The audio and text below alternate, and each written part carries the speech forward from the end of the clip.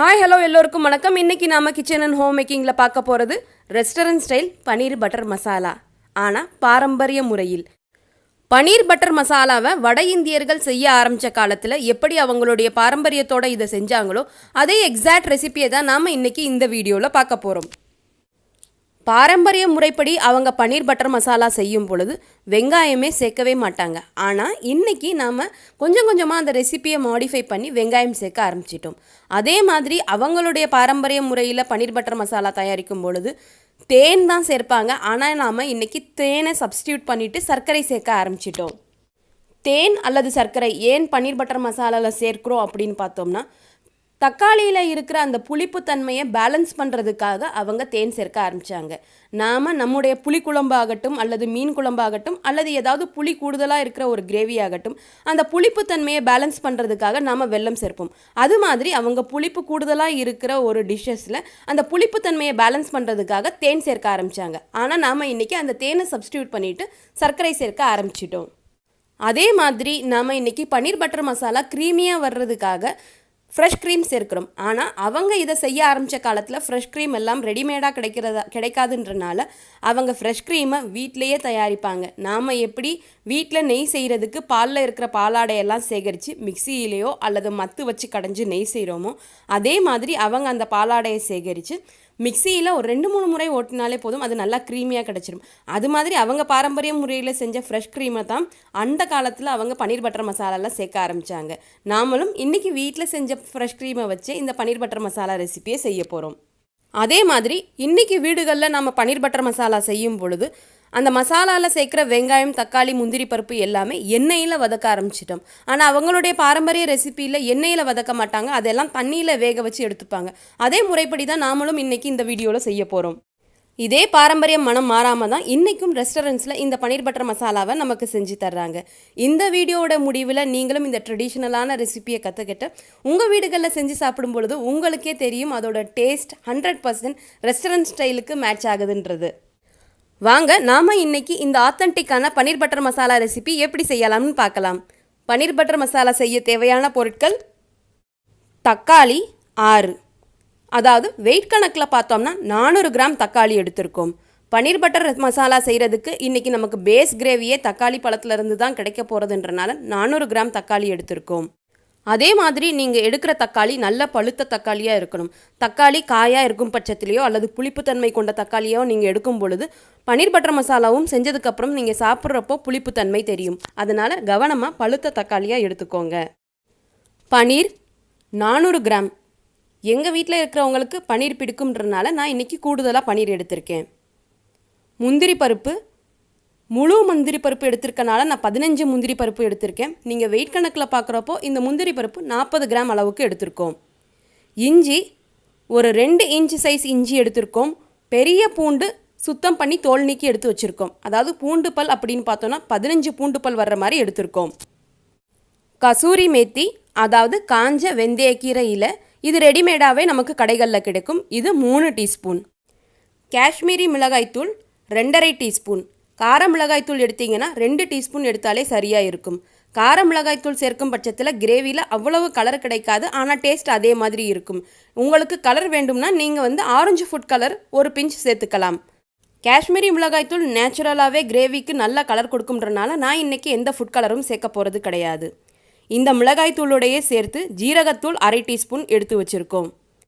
Garam masala 3/4 teaspoon.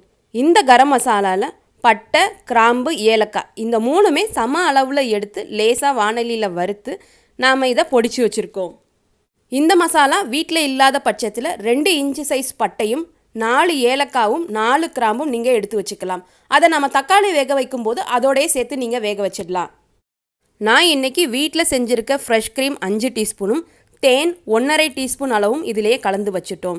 தேன் நல்லா கலந்துட்டனால இப்போ fresh க்ரீமில் அது தெரிய மாட்டேங்குது.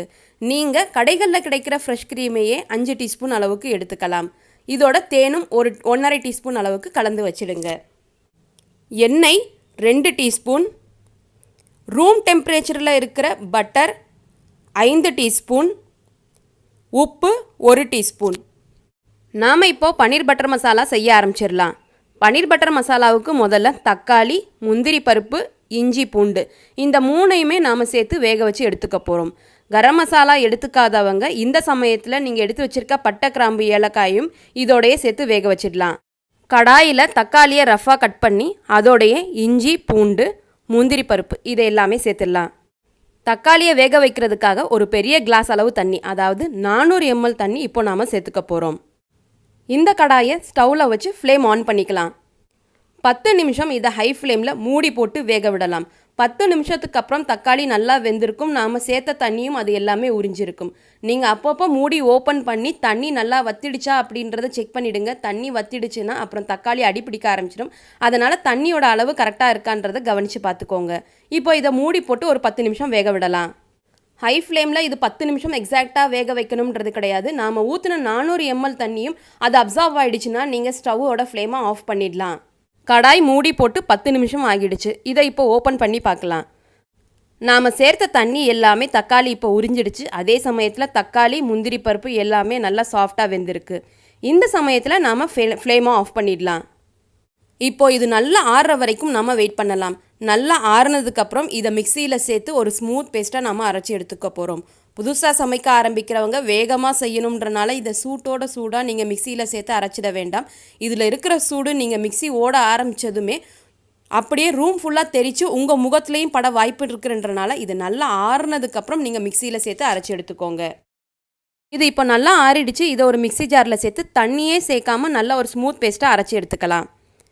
இப்போது மிக்சி ஜாரில் கொஞ்சம் கூட தண்ணியே சேர்க்காமல் இது மாதிரி ஒரு ஸ்மூத் பேஸ்ட்டாக அரைச்சி எடுத்தாச்சு.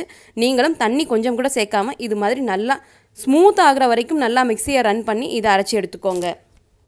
இப்போது ஒரு கடாயை ஸ்டவ்வில் வச்சு ஃப்ளேம் ஆன் பண்ணிக்கலாம். கடாய் நல்லா சூடானதும் நாம் எண்ணெயை இப்போ சேர்த்துடலாம். எண்ணெய் நல்லா சூடாயிடுச்சு. இந்த சமயத்தில் ஃப்ளேமை சிம் ஆக்கிடுங்க. சிம் ஃப்ளேம்லேயே நாம் எடுத்து வச்சுருக்க மிளகாய்த்தூளும் ஜீரகத்தூளும் இப்போ இதில் வறுத்து எடுத்துக்கலாம். இது ஏற்கனவே காஞ்ச பொடியாக இருக்கிறனால ஹை ஃப்ளேமில் வச்சிங்கன்னா வேகமாக தீஞ்சு போயிடும். அதனால் சிம் ஃப்ளேமில் இது நல்லா ஒரு நிமிஷம் இதோட பச்சை வாசனை போகிற வரைக்கும் மட்டுமே வறுத்தாலே போதும். இது ரொம்ப நேரம் நீங்கள் வறுத்துட வேண்டாம், அப்புறம் மிளகாய்த்தூள் வேகமாக தீஞ்சு போயிடும். இது மாதிரி நம்ம எண்ணெயில் மிளகாய்த்தூளை வறுத்து எடுக்கும் பொழுது அந்த மிளகாய்த்தூளுடைய கலர் மொத்தமுமே எண்ணெயில் இறங்கி அதோடைய கலர் அழகாக நம்மளுடைய ரெசிபியில் ஃபைனலாக நல்லா தெரியும். அதனால தான் நாம் இதை முதல்லவே வறுத்து எடுத்துக்கிறோம். மிளகாய்த்தூள் இப்போ நல்லா 1 நிமிஷம் வறுத்தாச்சு. இப்போ நம்ம அரைச்சி எடுத்து வச்சுருக்க தக்காளி பேஸ்ட்டை இதோட சேர்த்துடலாம். நாம் சேர்த்த தக்காளி பேஸ்ட்டை இப்போது மிளகாய்த்தூளுடையும் ஜீரகத்தூளுடையும் வேகமாக கடாயுடைய அடிப்பாகத்திலேருந்து நல்லா கலந்து விடுங்க. கடாயோட அடிப்பாகத்தில் நீங்கள் கலந்து விடாமல் விட்டீங்கன்னா அடிப்பாகத்தில் ஒட்டி இருக்கிற மிளகாய்த்தூளும் ஜீரகத்தூளும் கரைஞ்சி போயிடும். அதனால் இதை நீங்கள் ஃபாஸ்ட்டாக நீங்கள் அடிப்பாகத்திலேருந்து கலந்து விட்டுடுங்க. இதை ஒரு 2 நிமிஷம் நல்லா வதக்கி விட்டுட்டு நாம் எடுத்து வச்சுருக்க பட்டரை இப்போது இதில் சேர்த்துடலாம். பட்டரை இதில் சேர்த்ததுக்கப்புறம் நாம் மூடி போட்டு சிம் ஃப்ளேம்லேயே ஒரு 3 நிமிஷம் இந்த மிக்சரை நல்லா வேக விடலாம். இந்த 3 நிமிஷம் நம்ம சிம் ஃப்ளேமில் இதை நல்லா குக் பண்ணும்போது நாம் சேர்த்த பட்டர் எல்லாம் இதோட கலந்து பட்டர் மேலே தெளிஞ்சு வரும். பட்டரை இப்போது இந்த பேஸ்ட்டோடு நல்லா கலந்து விட்டாச்சு. இதை இப்போ மூடி போட்டு ஒரு 3 நிமிஷம் வேக விடலாம். கடாய் இப்போது மூடி போட்டு 3 நிமிஷம் ஆகிடுச்சு. இதை ஓப்பன் பண்ணி பார்க்கலாம். நாம் சேர்த்த பட்டர் எல்லாம் இப்போ தெளிஞ்சு நல்லா மேலே வந்திருக்கு. அதே சமயம் கிரேவியும் நல்லா திக்காயிடுச்சு. அதனால் ரொம்ப திக்காயிட்டனால நான் ஒரு 200 ml அளவுக்கு தண்ணி இப்போது சேர்த்துக்க போகிறேன். இந்த தண்ணியை இந்த மிக்சரோட நல்லா கலந்து விட்டுட்டு நாம் எடுத்து வச்சுருக்க கரம் மசாலா, உப்பு, கசூரி மேத்தி இதோட சேர்த்துடலாம். கசூரி மேத்தியை நல்லா கையில் கசக்கி அதோட கிரேவியில் சேர்த்துக்கோங்க. அப்போ தான் அதோட ஃப்ளேவர் முழுசாக இறங்கும். கசூரி மேத்தியை இது மாதிரி 2 கைக்கு நடுவில் நீங்கள் கசக்குனாலே அதோட ஃப்ளேவர் நல்லா இறங்கி வந்துடும். இது மாதிரி எல்லா கசூரி மேத்தியையும் நீங்கள் கசக்கி கிரேவியில் சேர்த்துக்கோங்க. இப்போ இதை எல்லாமே ஒரு 2 நிமிஷம் சிம் ஃப்ளேமில் நல்லா வதக்கி விட்டுட்டு நாம் எடுத்து வச்சுருக்க பன்னீரை சேர்த்துடலாம். கிரேவியோடு நாம் சேர்த்த இன்க்ரீடியன்ஸ் எல்லாமே நல்லா மிக்ஸ் ஆகிடுச்சு. நாம் இப்போ பன்னீரை சேர்த்துடலாம். பன்னீர் சேர்த்ததுக்கப்புறம் நீங்கள் கரண்டியை வச்சு ரொம்ப கிளற வேண்டாம். பன்னீர் சாஃப்டாக இருக்கிறனால அது சீக்கிரமாக உடஞ்சி போயிடும். அதனால் நீங்கள் அதை ஜென்டிலாக திருப்பி விட்டுடுங்க. பன்னீரே இப்போ கிரேவியோட நல்லா கலந்து விட்டாச்சு. கிரேவி இப்போ கொஞ்சம் தண்ணியாக இருக்குது. இதை விட கொஞ்சம் திக்காக வந்தால் தான் பன்னீர் பட்டர் மசாலாவுக்கு நல்லா இருக்கும். அதனால் இப்போ இதை மூடி போட்டு சிம் ஃப்ளேமில் ஒரு 5 நிமிஷம் நம்ம வேக விடலாம். இது மாதிரி 5 நிமிஷம் நம்ம வேக விடும்போது நம்ம சேர்த்த எல்லா இன்க்ரீடியன்ஸோட பச்சை வாசனையும் போயிடும். அதே சமயத்தில் பன்னீர்லையும் நம்ம சேர்த்த கிரேவியோட எல்லா ஃப்ளேவர்ஸும் நல்லா இறங்கியிருக்கும். இந்த சமயத்திலே நீங்கள் உப்பெல்லாம் கரெக்டாக இருக்குன்றதை செக் பண்ணி பார்த்துக்கோங்க. 5 நிமிஷம் இதை சிம் ஃப்ளேமில் வேக வச்சதுக்கப்புறம் கிரேவி நல்லா கொதிச்சு வருது. இந்த மாதிரி தளன்னு கொதிக்கிற சமயத்தில் புதுசாக சமைக்கிறவங்க கவனமாக இருங்க. இது முகத்தில் தெரிக்கிறதுக்கும் வாய்ப்பு இருக்குது. இப்போ கிரேவியும் நல்லா திக்காயிடுச்சு. இந்த சமயத்தில் நம்ம கலந்து வச்சுருக்க ஃப்ரெஷ் க்ரீமும் ஹனியும் இப்போ சேர்த்துடலாம். ஃப்ரெஷ் க்ரீம் சேர்க்குறப்போ பவுலில் அடிப்பாகத்தில் தங்கியிருக்கிற தேன் இப்போ நல்லா தெரியுது. அதையும் நீங்கள் நல்லா கலந்து கிரேவியில் சேர்த்துக்கோங்க. ஃப்ரெஷ் க்ரீமும் தேனும் சேர்த்ததுக்கப்புறம் அதை ஜென்டலாக நல்லா கலந்து விடுங்க. ஏன்னா பன்னீர் இப்போது நல்லா குக்காகி சாஃப்டாக இருக்கும்.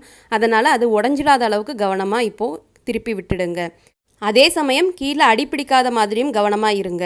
இப்போ இதை மூடி போட்டு சிம் ஃப்ளேமில் ஒரு நிமிஷம் நம்ம வேக விடலாம். அந்த 1 நிமிஷம் வேகும்போது நல்லா க்ரீமும் தேனும் இதோட நல்லா சேர்ந்து வந்துடும். 1 நிமிஷம் இப்போது கிரேவி கொதிச்சிடுச்சு. இந்த சமயத்தில் நம்ம ஓப்பன் பண்ணி செக் பண்ணி பார்க்கலாம். கிரேவி இப்போது நல்லா திக்காயிடுச்சு. இந்த சமயத்தில் நம்ம ஃப்ளேமை ஆஃப் பண்ணிடலாம்.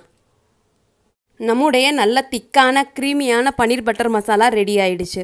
பன்னீர் பட்டர் மசாலாவை சப்பாத்தியோட, ரோட்டியோட, நானோட, ஃப்ரைட் ரைஸோட சாப்பிட்றப்போ ரொம்ப நல்லா இருக்கும்.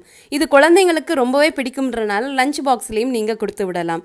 இந்த ரெசிபியை நீங்களும் உங்களுடைய வீட்டில் ட்ரை பண்ணி பார்த்துட்டு உங்களுடைய ஃபீட்பேக்ஸை கமெண்ட் செக்ஷனில் போஸ்ட் பண்ணுங்கள்.